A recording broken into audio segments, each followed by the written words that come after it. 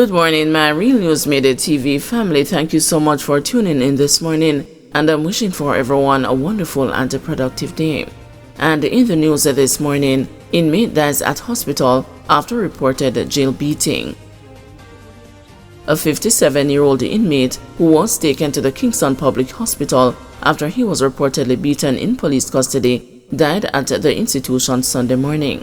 The now deceased Patrick Perry from Long Bay in Portland reportedly succumbed to the injuries he received. He had been at the hospital since September 21, 2024. Information reaching the news indicated that 2 Saturdays ago, Perry was found unresponsive in his cell and taken to the Anota Bay Hospital. He was reportedly transported to KPH on the same day, the police said. Examinations by doctors revealed that Perry had extensive injuries to the ribs, lungs and head, and a laceration to the kidney, which suggested he was badly beaten. He was admitted to the intensive care unit and succumbed to his injuries on Sunday. The Independent Commission of Investigations has been informed of the matter and has launched an investigation, the police confirmed. Cops reimpose a Kingston Western curfew. Police have reimposed the 48-hour curfew that was enforced in sections of the Kingston Western Police Division last week. The curfew, which first started on Monday, September 23, was extended for another 48 hours 2 days later. It ended on Friday but began again on Saturday evening. The curfew will remain in effect until 6 p.m. Monday, the police reported. The curfew was initially imposed because of a bloody turf war in Creektown, St. Andrew, where the 110 and the Gaza gangs have been involved in an ongoing feud over recent months. This had resulted in several murders and shootings. Police reported that the war had taken an even deadlier twist as the gangs, whose members are known to each other, have sought and acquired help from gunmen from outside the communities. The boundaries of the curfew are north along Greenwich Park Road from the western end of the Calvary Cemetery onto Lyndhurst Road to Studio One Boulevard, east along Slappen Road from Studio One Boulevard to Asquith Street, south along Asquith Street from Slappen Road to Thompson Street, and west along Thompson Street from Asquith Street, continuing along an imaginary line to Greenwich Park Road to the vicinity of the western boundary of the Calvary Cemetery. During the hours of the curfew, all individuals within its boundaries are required to remain within their premises unless otherwise authorized by the ground commander. Clampdown on delinquent businesses in Manchester, effective October 1.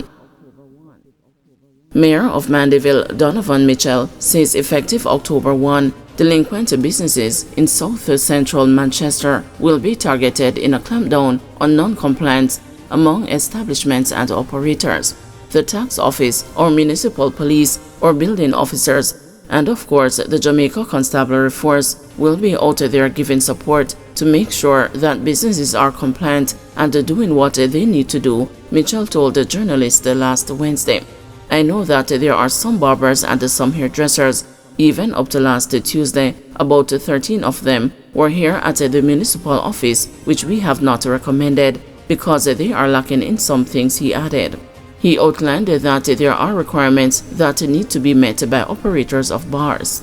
You see, for example, when you are operating a bar, you should have somewhere to wash your glasses and another sink to wash your hands.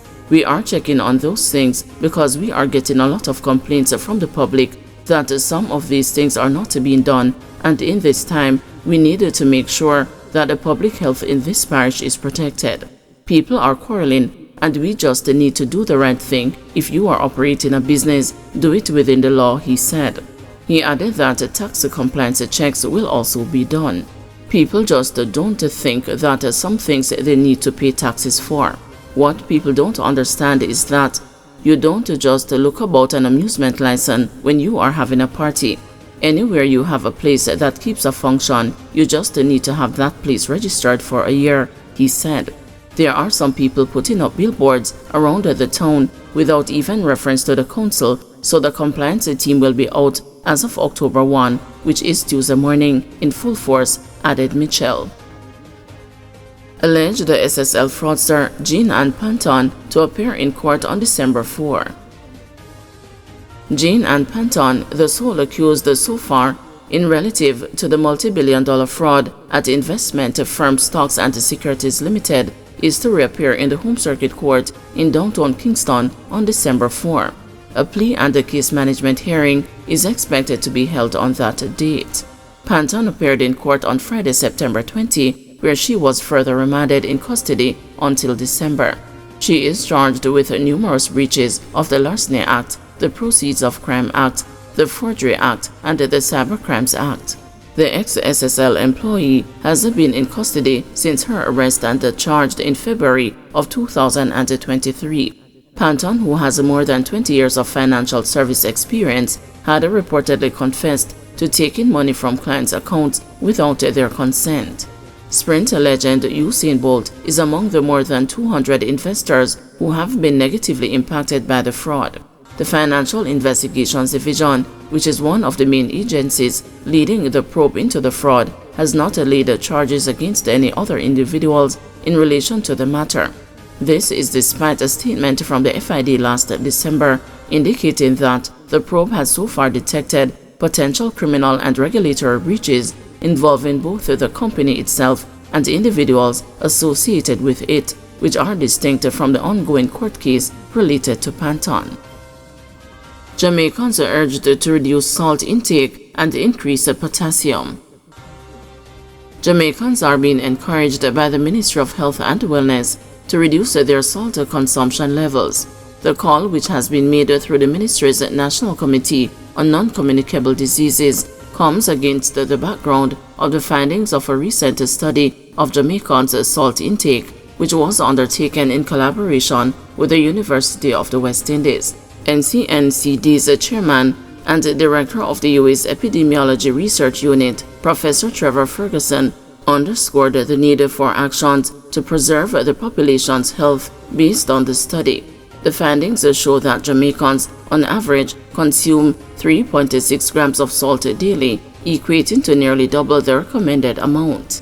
Additionally, potassium intake, which helps to balance sodium in the body, is alarmingly low, with most Jamaicans falling short of the World Health Organization's daily recommendation of 3.5 grams.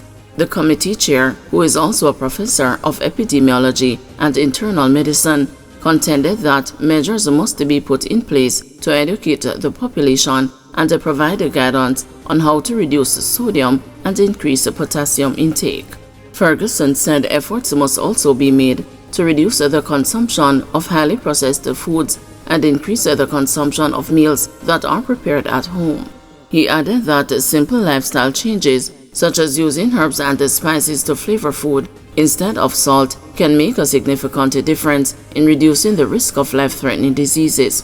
Ferguson further indicated that potassium-rich foods like fruits, vegetables, legumes, and ground provisions can help to reduce the risk of cardiovascular diseases, kidney stones, and osteoporosis.